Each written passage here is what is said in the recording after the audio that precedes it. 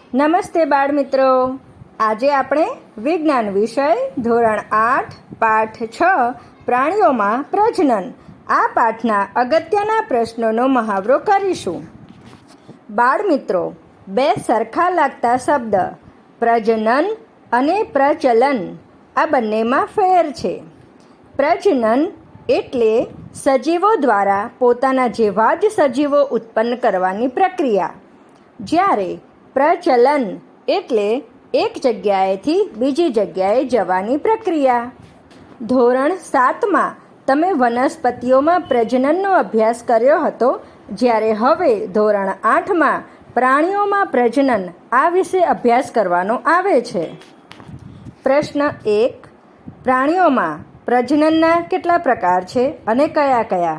જવાબ છે, પ્રાણીઓમાં પ્રજનનના 2 પ્રકાર છે. 1. લિંગી પ્રજનન, 2. અલિંગી પ્રજનન. પ્રશ્ન 2. લિંગી પ્રજનન કોને કહે છે?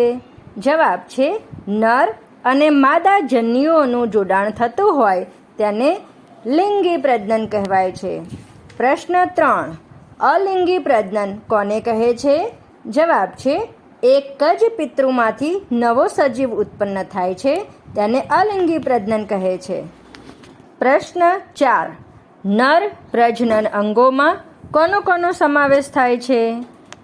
નર એટલે પુરુષ, મતલબ પુરુષ પ્રજનન અંગોમાં કોનો સમાવેશ થાય? જવાબ છે, એક જોડ શુક્રપિંડ એટલે કે ટેસ્ટિસ, 2 શુક્રવાહિનીઓ એટલે કે સ્પર્મ ડક્ટ્સ અને 3 શિશ્ન એટલે કે પેનિસ. પ્રશ્ન 5. નર પ્રજનન અંગમાં આવેલી શુક્રવાહિનીઓની સંખ્યા કેટલી હોય છે? જવાબ છે, 2 શુક્રવાહિનીઓ. પ્રશ્ન 6. નર જનનકોષ કોણ ઉત્પન્ન કરે છે? જવાબ છે, શુક્રપિંડ. શુક્રપિંડ એટલે શિશ્નના નીચે આવેલી નાની ગોળીઓ જેવો ભાગ. પ્રશ્ન 6. શુક્રપિંડ નર જનનકોષો એટલે કે નરજન્યુઓ ઉત્પન્ન કરે છે તેને શું કહેવાય? જવાબ છે, શુક્રકોષો.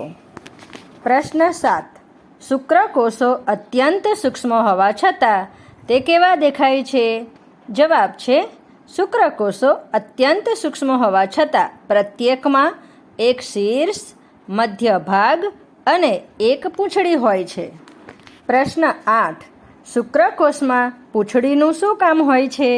જવાબ છે, શુક્રકોષમાં પૂંછડી હલેસાની જેમ હલનચલન કરી શુક્રાણુની ગતિમાં મદદ કરે છે. પ્રશ્ન 9.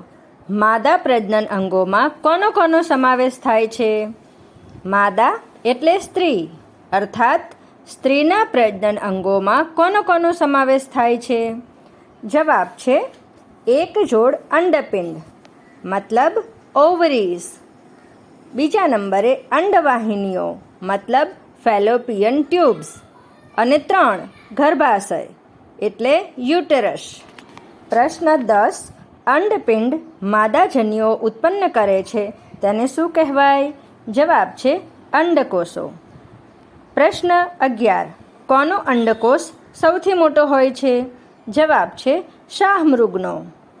પ્રશ્ન 12. કોનો અંડકોષ સૌથી નાનો હોય છે? જવાબ છે, મનુષ્ય. પ્રશ્ન 13. મનુષ્ય કરતાં મોટો અંડકોષ ધરાવતું હોય તેવું કયું પ્રાણી છે? જવાબ છે, મરઘી. પ્રશ્ન 14. ફલન એટલે કે ફર્ટિલાઇઝેશન કોને કહે છે? જવાબ છે, અંડકોષ અને શુક્રકોષનું જોડાણ થાય તેને ફલન કહે છે. પ્રશ્ન 15. ફલનના પરિણામે શેનું નિર્માણ થાય છે? જવાબ છે, ફલનના પરિણામે યુગ્મનજ એટલે કે ઝાયગોટનું નિર્માણ થાય છે. પ્રશ્ન 16. અંતઃફલન કોને કહેવાય છે? ઉદાહરણ આપી સમજાવો. જવાબ છે, જે ફલન માદાના શરીરની અંદર થાય છે તેને અંતઃફલન કહે છે. ઉદાહરણ તરીકે ગાય, કૂતરા અને મનુષ્ય.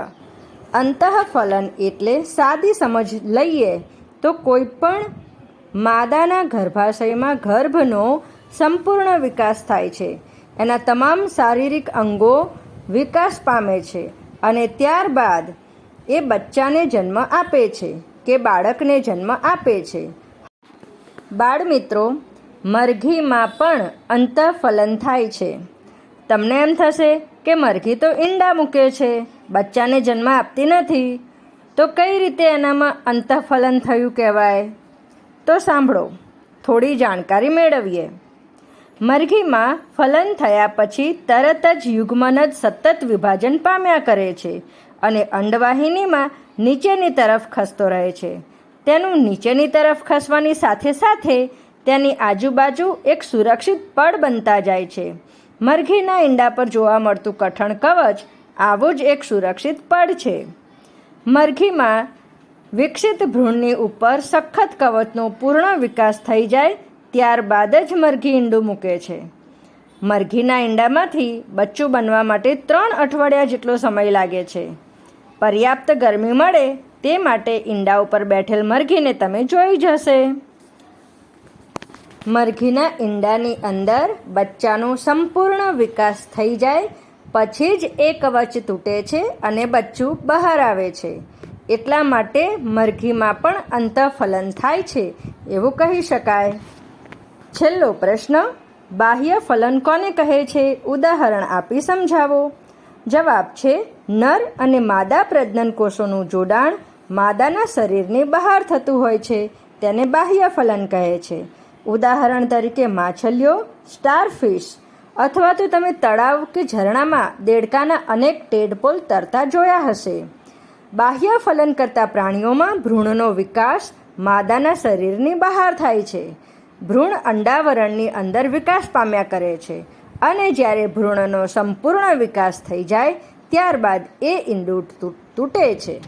બાળમિત્રો, આપ આ પ્રશ્નોના જવાબ સાંભળશો અને તૈયારી કરશો એવી શુભેચ્છાઓ. આભાર.